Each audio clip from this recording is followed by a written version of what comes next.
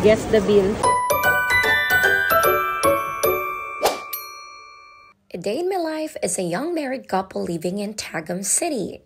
Hi guys! We're back again for another mini vlog! Today is our day off at tambak na naman ang aming mga labahin kaya it's laundry time! Nasira yung washing machine namin last time kaya naman every 1 or 2 weeks kami nagpapalaundry sa labas. Hato na nga at nilalabas na ni Habi ang mga labahin. Disney princess tayo for today's video kaya siya na yung gumawa niyan. And we're done! So now we're heading to Gmall Tagum. Come with us as we buy our monthly groceries. So maniguro to daan og dako nga cart no para sa atong mga pamalitunon.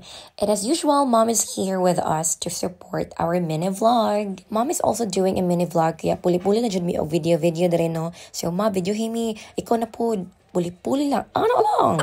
Anyway, let's try the Glade Chargo Vibes Air Freshener. Si Mama dali nag-video pack. Ang isa, nag-NBA. Just a disclaimer, no, I haven't received any income from Facebook yet. Kaya wala pa dyan ko ads on Reels. So hopefully, no, mapansin na ta ni Meta dali nga side. So this is my favorite fresh milk, no. I always double check the expiration date. Basi ma-GG ta. Since we're done with the toiletries, wala na ako napakita kaayo, no. So dali na punta sa mga snacks. So I always stock a lot of snacks good for 1 month. It's like healing my inner child. I promised myself na pag nagkapera ako, hindi na kami magugutom at hindi na kami lalabas para bumili sa tindahan or umutang sa may tindahan. Since work from home naman ako, so importante talaga na meron kaming stocks sa bahay. So ito, kumuha ako ng lettuce for my salad, kimchi, and then grapes. Kasi usually si Mama sa palengke talaga siya bumibili ng fresh fruits and vegetables including the meat. Pero kailangan namin bumili ngayon ng pang samgyup.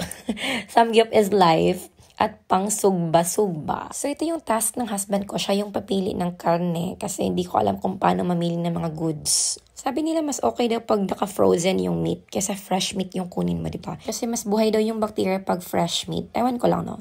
And yan, we're done. Ay, joke. Kukuha ko na isang chicken. Sabi ni Mama, wag na lang daw kumuha kasi bibili din naman siya sa palengke. And next, kukuha tayo ng itlog.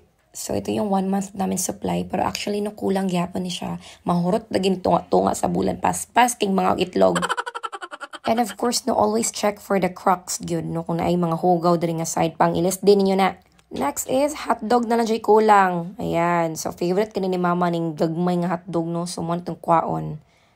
For the video. And after ada magbayad na ta, tapulan kaya akong videographer dali nga side, naglingkod na gini siya, layo kayo. But anyways, mo na siya tanan-tanan no, ay na mo katingala kung dagan ko pagkaon, kay gusto ko mag-stock lagi. And then dili na po ni para sa ko para po ni sa family na ko ang mga visitors.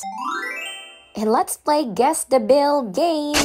So I will give away 500 worth of GCash sa lahat ng makakahula kung magkano ang amount ng nagastos namin for our monthly grocery for today's video. Huwag nyo na isali yung cent. So to join this game, check the comment section for the mechanics. Pag tama yung sagot mo pero hindi ka nakapag-follow ng mechanics, automatic po void ang inyong entry. At maghahanap kami ng panibagong winner. Ganun. So good luck mates. Char, PUBG lang. So amo na yung ibang plaster, ang ibang palit no. Puros na cellophane, kay kapoy na may karton, daghan kay karton sa balay.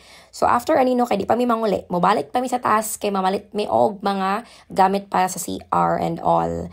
And that's it for today's video. May part 2 pa po ito. Doon ko po i-announce kung sino yung winner. Bye!